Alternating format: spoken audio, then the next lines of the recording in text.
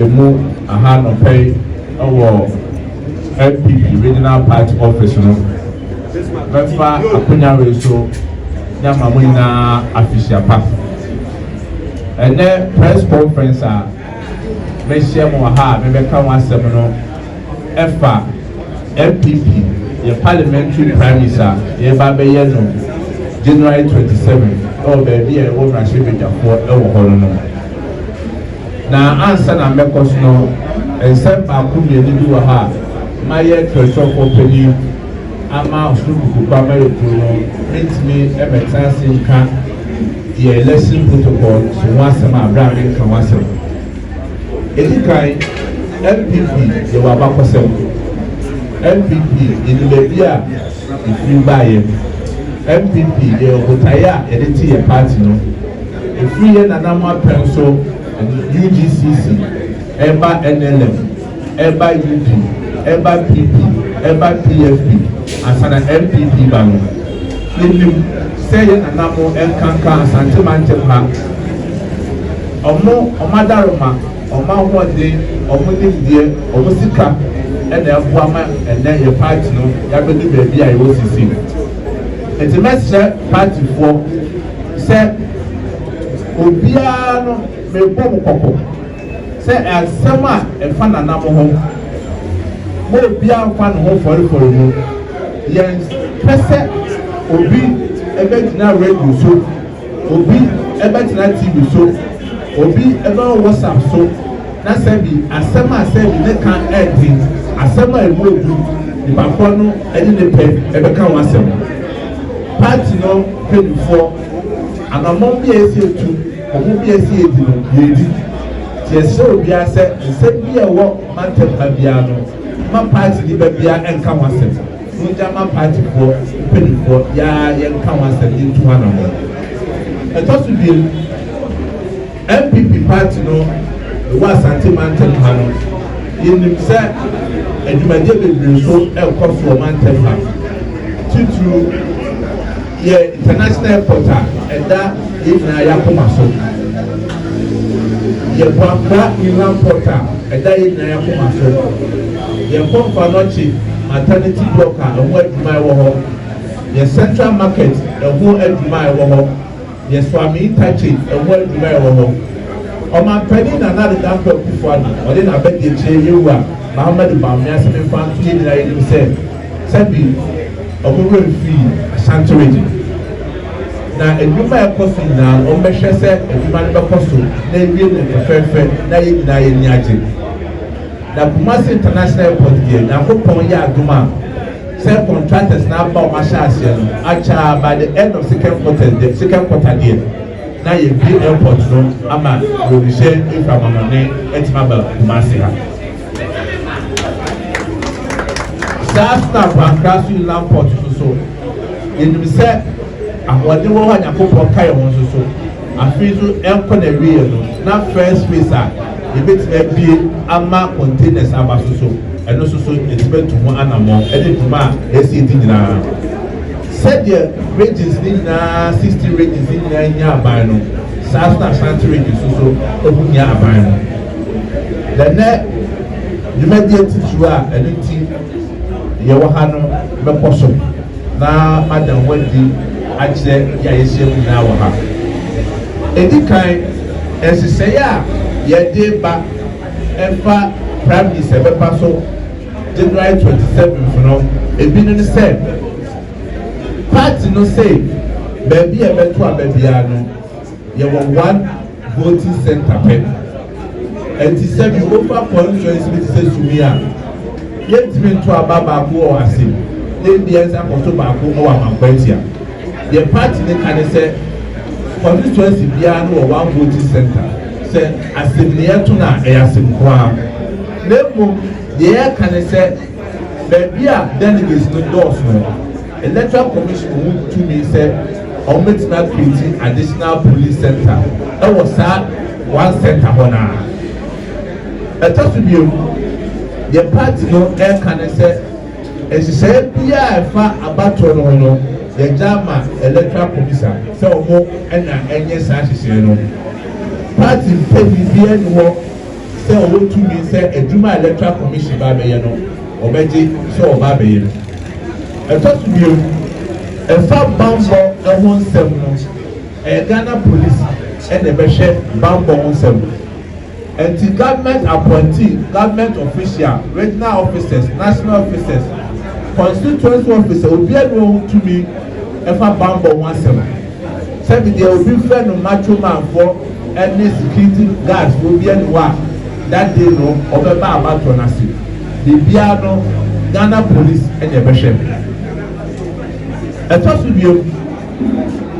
National party any regional party no ebe yi si ana move a omo be share regional abatoɔ no eso na omo aso ahwɛ constituency abatoɔ no so ada ye beto aba no in say our elections committee or constituency do na mu then so on the day of election ada e be saba ne there nipa region no be yi no so akɔ constituency any national party based on bar region one or more and the best about one so Saga.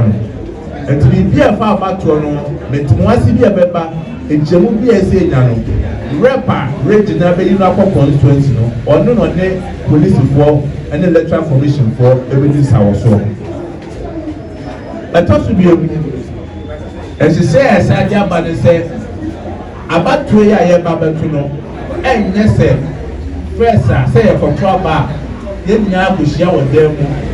You have bought Antonio, actually, the movement now party for Casa, now mass plan for Casa. Sabat radio, a bit no sir. You better to know, say your 2 general elections now. You better to know, Peter, said, obedient to be far about 20% them, would be far past them, would be far post school them. Maybe able to be an essay about Obiado said about your person. A toss to be said the Yakano, young boy, your witch, and could never be back. Obiado said, oh, bar, and you're working. Oh, bar, Ukra, ID card. Say your Ghana card. Say your party card. Say your voters ID card. Say your passport. Oh, bar, what it said, security bambo for no one. Yeah, she so deal with one to aba. So what to aba ni bia, baby I perimeters wo hono. What to be jina ho. What to aba ni bia obefiri ho. Te fie na abekwa no akọ. Ye ba bo ba no asaba. Obie mu tu ni se obejina baby a ye to aba no. No abeto we bia no, e se wo firi ho na wo ko. E to so bi party ni shaba say say your control by their friend and campaign of delegates so party ni person be mu bi obi adu tu ni say oba delegates ano e do ma ko share baby so odomu na e bom aba beto aba e to so bi the party ni esa kan say oba beto aba unu tu ni say oba show obi access there so obi t-shirt so obi cap so obi posters now they aba be beto aba no. So what the power police for a better and just to be a rap part not as I jabba and they said your best Ghana Police Service and the Electoral Commission for a bill and they said and no question Obia Basse will travel for name and bra want to abano. Send media my control machines. No, I find a phone. No, the betra. Obia best side in the police for better. The same vote is by secret vote. Obia best to go to Abamano and go for 2 or 2 years. What about the camera? What they are going to that can. Wow, what the phone? Every trap. Ballot papers. No, police for better. And I put so ballot paper. They very gentle. Wow, be preja o ballot paper. So they say, "I'm a obi baby a o to abako and so and so police for better. No matter how rejected, how good, ever hope." The SSF Electoral Commission for I want to say, yes, sir, obi o ba beto abani bia the paper na wo booklet no mo take papers name to. The according to one sana what paper na dey na their mom. After so any pass paper ba paper dey no me saba go set paper more no wa ka bo no atia more obi ababa de baako sɛ bɛyɛ a ɔbɛte ne baako na ne ama wɔn.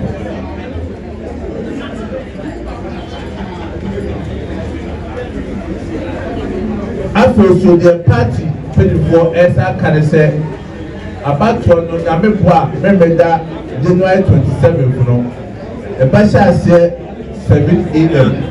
na yɛwie 2 p.m. yɛba hyɛ aseɛ 7 a.m. na yɛwie no 2 p.m. After so the broni fɛ no proxy voting ɛno so ɛnyɛ adwuma ɛwɔ abatoɔ mu sɛ obi wɔ a ɔsopɛto kwan na esira maame nua bi ɔbɛbɛ bi aba bɛto aba saa adeɛ no ɛnyɛ adwuma ɛwɔ saa abatoɔ wei mu a yɛreba so. Mpanyinfoɔ bɛde maame osi no na ɛka sɛ national party no ɛsa ka petition bi a ɔmo mpere sɛ ɔmo abɛgyina ana yɛato ɔmo so aba as a parliamentary candidate no yɛsa ka bi dodoɔ naa ebi firi venues a yɛde bɛto aba no.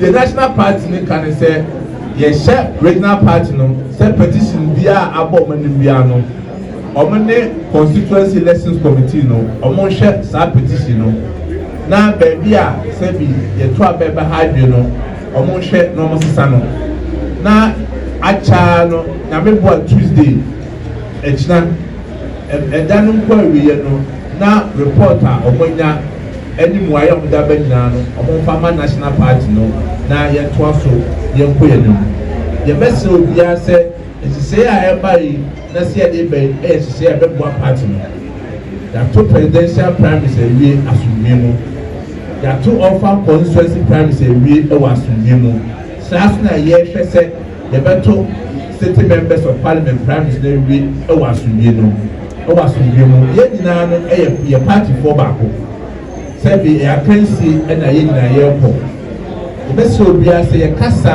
anamɔ a yɛbɛtu nyinaa no ɛnyɛ adeɛ de nka mo bɛba ebi a yɛbɛdi nkunim biara no ɛyɛ npp na ɛdi nkunim sɛdeɛ party no koraa ma nkɔɔfo akonya sɛ ɔmo ti mbɛgyina bi no ɛno koraa no yɛ adeɛ ɛkyerɛ sɛ party no ɛyɛ nhyehyɛeɛ a ɛbɛsɛ obiara nya kwan na otumi ɛkɔ bi wɔn nyinaa ne nhyehyɛeɛ a yɛde abɛtum anim anɔpɛ ɛde aho nyinaa mo ase.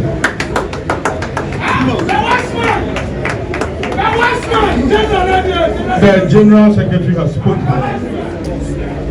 eloquently, very precise, and very clear. The Patrol General Secretary Akasa, Ninsem Nemuda Hoye, Nanka FSA, you acknowledge media houses, but the plenty yet to be the Patrol. And somebody granted. Are the only one who will have access to the perimeters where the elections will be conducted. Again, the National Secretariat has further appointed regional monitoring team for each region to coordinate and supervise the entire electoral process in the various regions. Likewise, the region is also directed to appoint representatives to monitor and supervise the elections in each constituency. The regional party is urged to submit the names and contact numbers of individuals appointed for the various constituencies to the National Secretariat and furnish the Regional Police Command with copies by Wednesday, January 24, 2024. So what it means is that on that day, those who are supposed to play a role to ensure that we coordinate the process to enhance free, fair, and transparent elections are the persons who have been appointed by the region as elections coordinators. So on that day, the work of the elections committee will cease, and the coordinator appointed for the constituency shall be in charge in coordinating the elections at the various constituencies. Again, as part of the protocol for the elections on Saturday, take note that there will be no congregation on the day of voting. Unlike previous constituency elections where we gather at a venue, speeches are made, and people sit in groups. With this protocol, there will not be any congregation, so we are all supposed to take note of it. Therefore, there shall be no provision to address delegates or the public by the national party, any government official, the regional party, the constituency executives, contestants or their representatives on the day of voting. Furthermore, there shall be no campaigning, canvassing for votes, or gathering of party members for the purpose whatsoever a day before voting. So all campaign activities will cease a day before the voting. Voters are expected to walk in freely by themselves. No delegate shall be escorted to the voting screen except those with mobility issues and with the Electoral Commission consent. A voter must wait to be cleared before entering the perimeter of queue control. There shall be no camping of delegates. There shall be no camping of delegates. No voter shall wear the color of any contestant at the voting center, being a t-shirt, caps, or posters of contestants. Delegates shall not be allowed to enter the voting screen or booth in groups or in pairs. Voting shall not take place indoors, but in an outdoor place in full glare of the public. It is an offense for unaccredited persons to enter the voting perimeters. A delegate who has already cast his or her vote shall not be readmitted into the voting perimeters. Any person found directing a delegate on which candidate to vote commits an offense and shall be removed by the police. Again, as part of the protocols, it is deemed that all voters, as I indicated, shall leave the demarcated voting perimeters immediately after voting. The Electoral Commission and the police shall enforce and adhere to restricting delegates from taking their phones and other photographic gadgets to the voting screen. Any vote that has been shown to the public shall be nullified.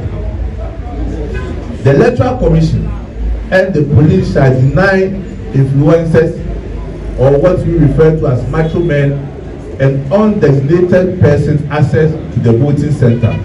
All such persons shall be arrested by the Ghana police. The electoral voting shall be, as I said, a walk-in, and the individual shall approach the polling area and vote secretly.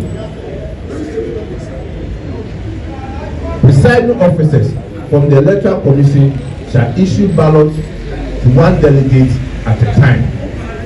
For the sake of emphasis, presiding officers shall not issue ballots to people in pairs or in groups of persons. Ballot papers shall not be torn from any booklet in advance.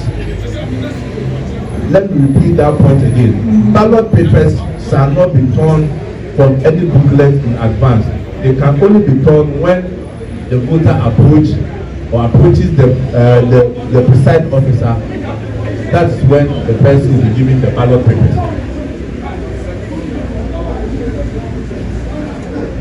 It is also important that delegates are to carry their identification cards for easy identification and verification.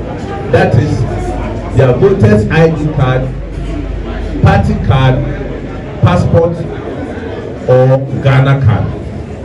I'll repeat this statement again.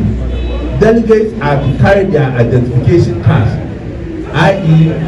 voter's ID card, party card, passport, or Ghana card.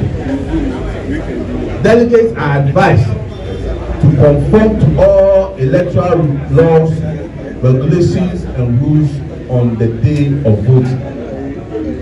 It is against the law to publicly display cast ballots, capture images of cast ballots, and make gestures to show whom one voted for. Anyone who is caught violating this provision shall have his or her vote declared as spoiled or rejected ballot. And it is important, ladies and gentlemen, to note that voting shall commence at 7 a.m. and close at 2 p.m. Voting shall commence at 7 a.m. and close at 2 p.m. And there will be no proxy voting on January 7th. There will be no proxy voting on January 27th. All must take note, on January 27th. Again, no individual shall have the right to either remove names or insert names to replace deceased persons. No individual shall have the right to either remove names or insert names to replace deceased persons. Ladies and gentlemen, we trust that these protocols will contribute to a transparent, free, and fair electoral process.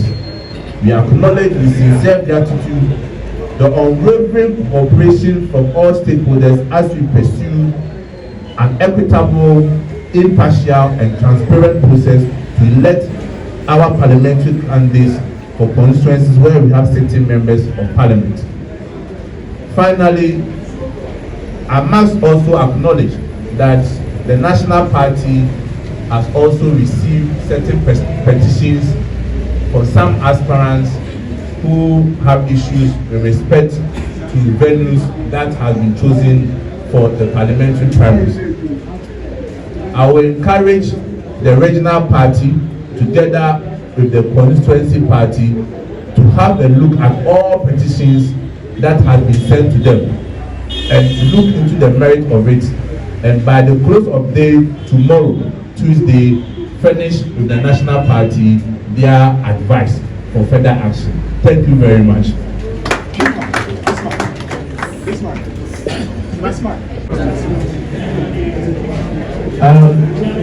The first question has to do with hotspots, whether we are able to identify hotspots in the elections. Certainly, elections of this magnitude, we know they are all being keenly contested. And in some places, depending on how you identify what hotspots mean, also influence on how you determine whether it's a hotspot or not. But I can assure you that as a party, we are in close contact with the Ghana Police Service. And areas that we perceive that in our definition of hotspot qualify to be a hotspot area, security will be beefed up in those areas. Unfortunately, I cannot mention those places here, but the party and the Ghana Police Service are in close communication. Second question has to do with the shares.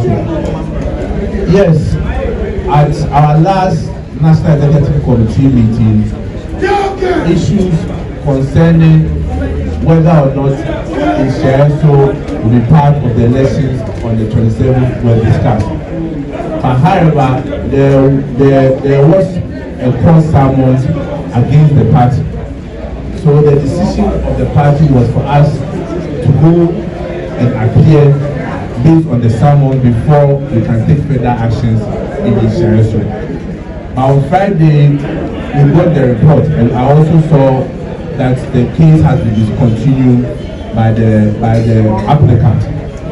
So therefore, based on that, I can assure you that all things being involved, the Sheriff will take part in the elections on the 27th. But then I have to meet the region and constituency party to see how ready they are for the elections.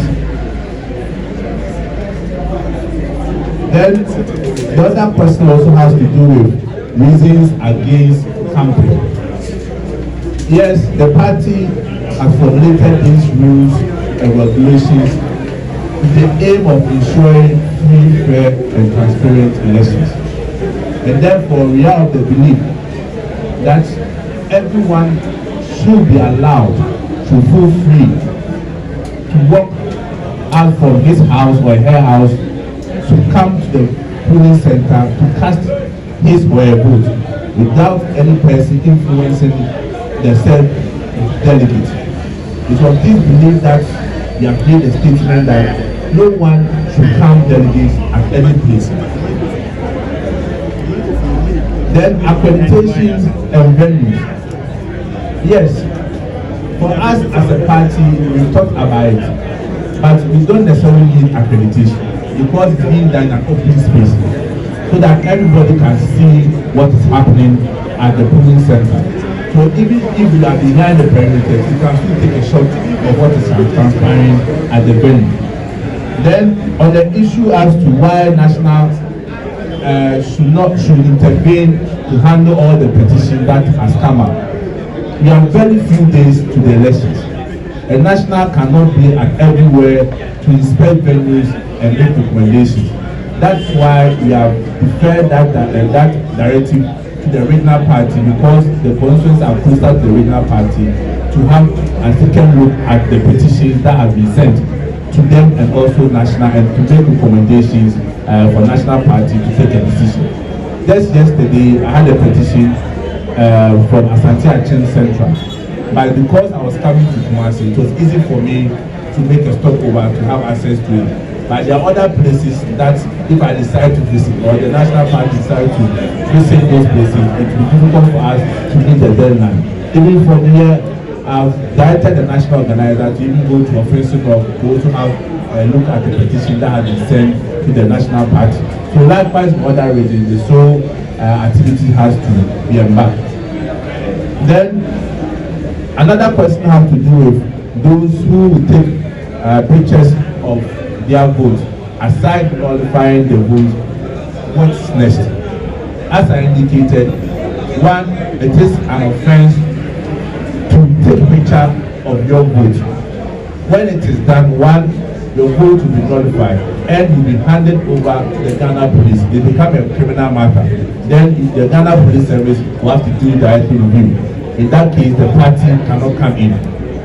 The American and say questions I mean Yamabusa, Edikai, say hospitals, about to identify concerns in the American hospital. And then the hospitals they depend say the OT as CFA. Your competition here for the Viano, the passion interest of the poor. Now, yeah, party yeah, you book to your friend hospital, and the Ghana Police Service, it is also, oh, baby, if he said 7. Once meet me about on Ghana Police Service, I sure said, or maximum security. It just would be when Michael Bisa about share so once. And also, a whole annual said, National Executive Committee share a whole last week. There's also now court and send foreign shares to I said there. Support actually South Red, I am calling you one and Sana, the Betuaso. I have so much trouble in Libya, that's what I'm troubling. Fiadano, you said the panel there 7 court, and the benefit said it's continuity of case, no, Abba. And I even now, a couple of it. The Sun Airport there, and they share so much trouble in me, January 27th. Now, they say any regional party, any constituency for the translators and one bomb and pass. I'm about to know. Then we have to be about camping once. Yes, and also the party say, Obia to the phone question them, say, look at time, baby, a very swag, a caution mark for trouble, and not every animal. And when I'm the first one, I'm going to trouble in the party, or she say, yeah, you ever walk, lessons committee or more concerns over there. I'm out transportation, it's Yaba. Ask my dear move and say, Oba company park, no, I'm going to say, baby, from number 12. And accreditation, so once so. And the tenant said, Nam said, yeah, 2 or 1, yeah, 2 or them. accreditation no ɛwɔ hia ebi sɛ baabi a bɛgyina biara no bɛtumi ahu ɛde ɛkɔ so ɛna venue mu asɛm nso ebisa sɛ adentina national party no ɛno a ɛnteki upon itself sɛ ɔno abɛtwa n'abɔn sɛ ɔbɛhwɛ petitions a amanfoɔ de aba ɛno nso so mmuaeɛ ne sɛ venues no aba ebi dɔɔso na across the various regions ti ɛka sɛ national party na ɛkɔ akɔhwehwɛ venue baako a yɛnwie international party na ahyɛ regional party ne sɛ petition bi a baabi a no ɔmo arrange no ɔmo ne constituency wrestling committee no ɔmo nhwɛ saa petition no na ɔmo form recommendation ɛnra national party na akya ɛkyina ɛkɔ na ewie no na petition no recommendation ɔmo de abrɛ ɛna final one nso mi nua baako bisa sɛ obi a ɔbɛto aba na ɔbɛtwa mfoni no apart from sɛ the vote no yɛbɛto apere no deɛ na ɛsɛ akɔ so bi ɛno nso so ɛmu mmuaeɛ ne sɛ ampa ewu sɛ wɔde ofun ɛtwa picture ɛno o vote na ebi twɛm ɛna afei nso ɛbɛyɛ criminal case nti ɛno no wɔne Ghana police foɔ ɛna ɛbɛkɔ kama sɛ ɛno party no ɛmba mu bi na ɛno mmuaeɛ a mi nua mo bisa yɛ no party no so yɛde ma mo yɛ mɛda mo ase.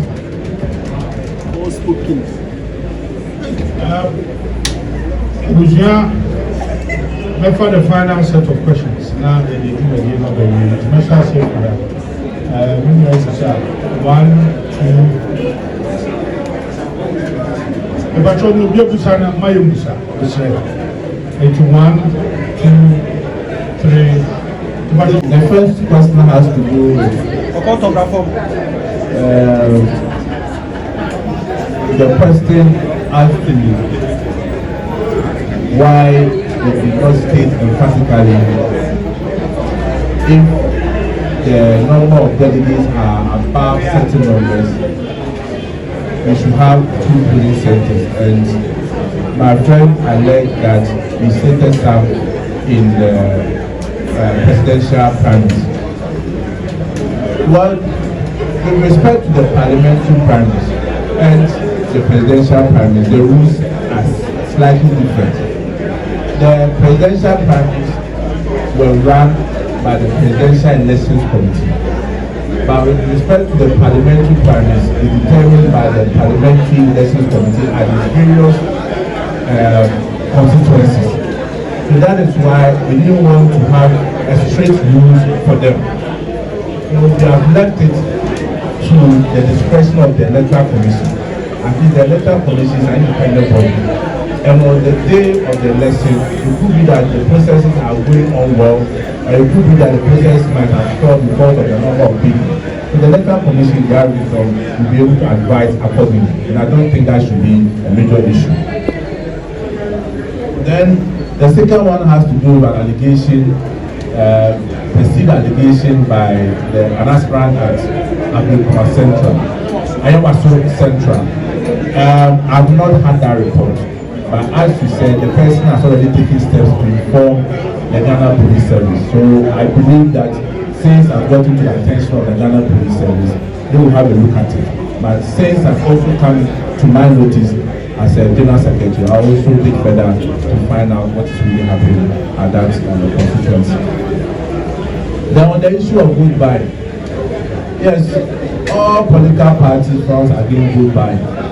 But the question has always been about suspicion and allegations. And sometimes it is mostly aftermath that people will come and say that I was given this amount, I was given that amount. And in some cases, you don't see people that act of giving the money to other people to influence their vote. But as a party, we frown on it.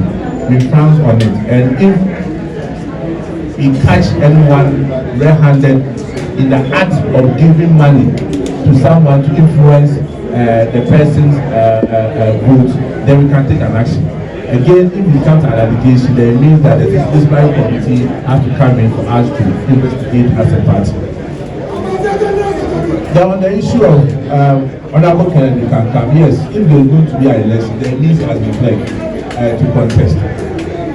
Then on whether we will deploy people to take videos at the place so that they can report issues to us. Yes, there are several mechanisms that the party has put in place to check and ensure that there is free, fair, and transparent elections.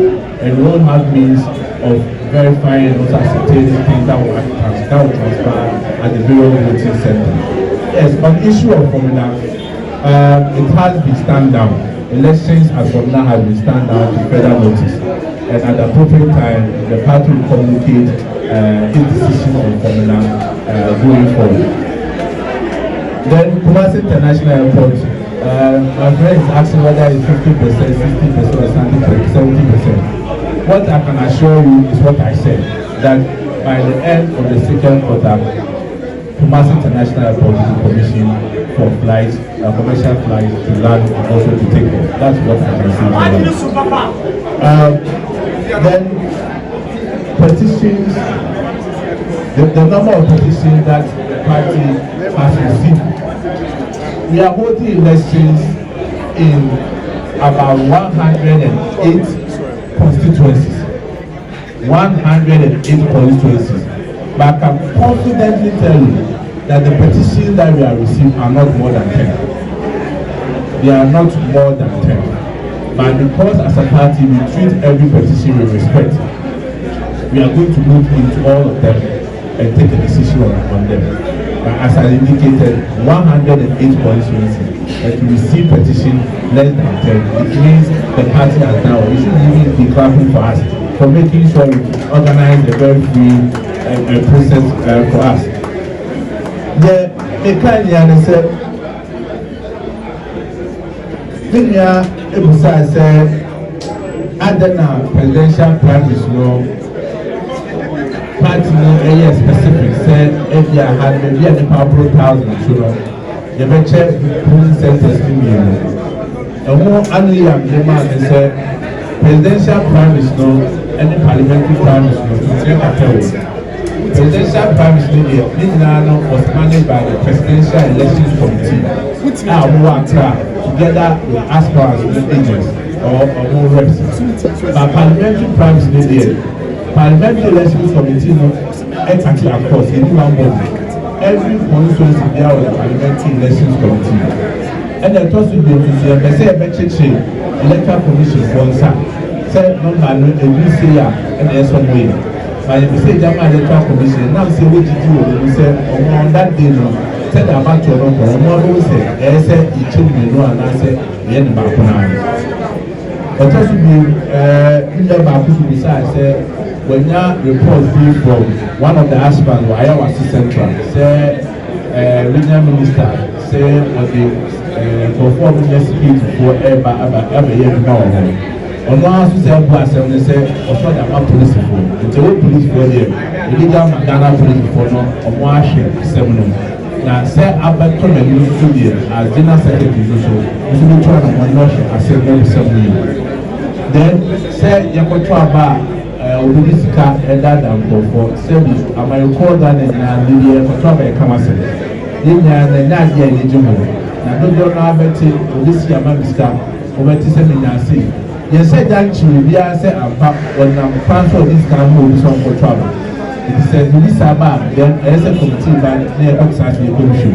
Now as a party, our stance is very clear. Say, idea and control of this department that will be here, and that the so. Then if you can council so, say the Yaka said, the Yako here electoral about 27, it means say party now claim say it's edge level. And say the control about the never force you now. The different evidence, and we say, if you have been seen for so, and also Ghana Police Service, or power of us, your man, part of the fire, so fast your man, and we have this in the report, and it's the reps and constituency now. From now, so once a national party will say, they are 3 of us account from now. Every single, the direct member of my fire, the first one, the camp from an assembly, yes, he is not too. Kumasi International Post, we know besides you find a percentage that you do sell. And this should be need to make a debate. Said I made a by the end of second quarter. Now Kumasi International Post, you got to be about things in every day. It's never that's what to every as an apple. And this year about what do you besides say petition say any and family ever to abano. And also the 1 million man said yeah to about over 108 constituencies. Now so far petitions are every temple and he said go to about 108 less than 10 petitions are.